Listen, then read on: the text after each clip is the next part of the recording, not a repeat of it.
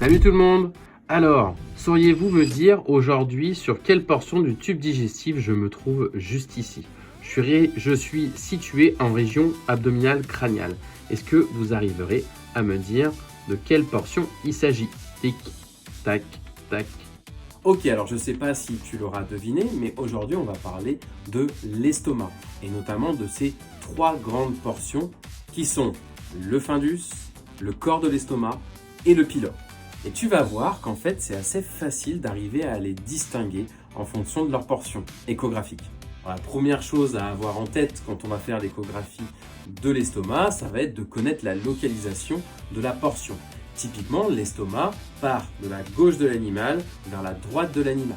On va avoir dans un premier temps à gauche, ici la portion du fundus, ensuite la portion du corps qui est très médiale, et ensuite la portion du pylore qui vient à droite de l'abdomen, dans le dernier cadran crânial à droite de l'animal.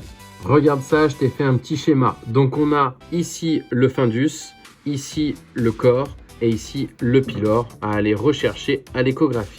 Deuxième élément à connaître, ça va être la description échographique de chaque portion stomacale. Le fundus, c'est une portion qui va avoir pour objectif de se distendre et de se rétrécir en fonction de la présence du bol alimentaire. Son objectif principal, ça va être d'avoir un maximum de surface de contact avec le bol alimentaire lorsqu'il va être rempli. Donc, il faudra la présence de beaucoup de villosité gastrique à cet endroit-là. De l'autre côté, côté pylore, cette fois-ci, donc à droite de l'animal, on va avoir un objectif de sphincter. L'objectif, en fait, de ce pylore, ça va être de retarder le contenu stomacal de passer dans le duodénum.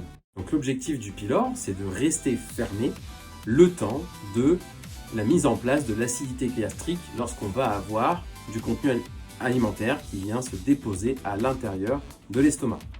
Donc de ce côté-là, plus du tout de villosité. Plutôt, on va avoir un épaississement de la sous-muqueuse, notamment. Tu te souviens, la petite bande hyperéchogène juste après la muqueuse? Eh bien, c'est cette petite portion-là qui sera beaucoup plus épaisse au niveau du pylore, sans villosité. Et le corps, eh bien, ça va être la zone de transition entre les villosités à gauche qui vont commencer tout doucement à disparaître et notre bande hyperéchogène de la sous-muqueuse qui va commencer à s'épaissir. Allez, viens que je te montre tout ça maintenant concrètement.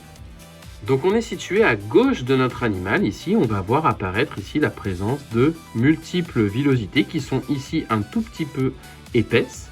Normalement, elles sont censées vraiment être très longues ici. Donc on a une petite gastrite dans ce cas-là avec un petit retard de vidange à l'intérieur. On peut ici mesurer la paroi de l'estomac par exemple. Ajoutez à cela le fait que je sois situé assez latéral à gauche de l'abdomen de l'animal, eh bien je peux conclure qu'il s'agit bien ici du fundus de l'estomac.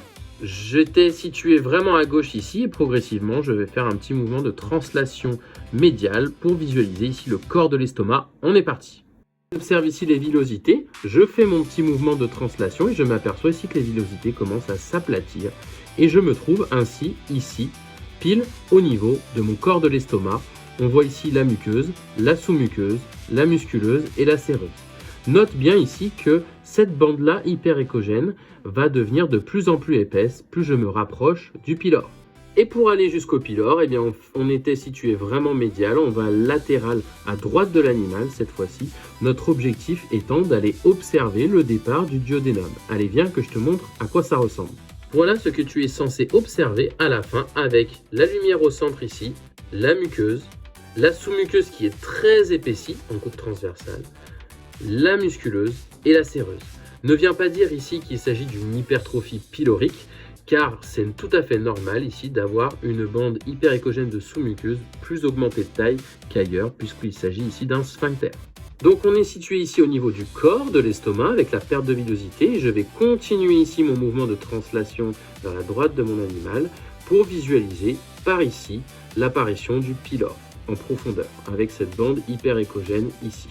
Voilà. Et ensuite je le vois disparaître et on voit l'apparition du duodénum en profondeur. Et bien là je sais que je suis au niveau du pylore. C'est un endroit assez important à aller visualiser pour suspecter potentiellement la présence de corps étrangers au niveau de l'estomac. Et voilà, maintenant tu es complètement paré à la réalisation de ton échographie de l'estomac. J'ai une petite astuce supplémentaire pour trouver le pylore un peu plus facilement, mais ça je le réserve pour mes apprenants. Allez, si jamais tu es intéressé par la formation, je te laisse le lien en description. Et si jamais tu aimes l'échographie mais que tu ne veux pas tout de suite souscrire, eh bien abonne-toi à la page parce que chaque semaine on a des nouvelles vidéos en échographie abdominale ou en échocardio. Quant à moi, je te souhaite une très bonne fin de journée et je te dis à bientôt. Salut!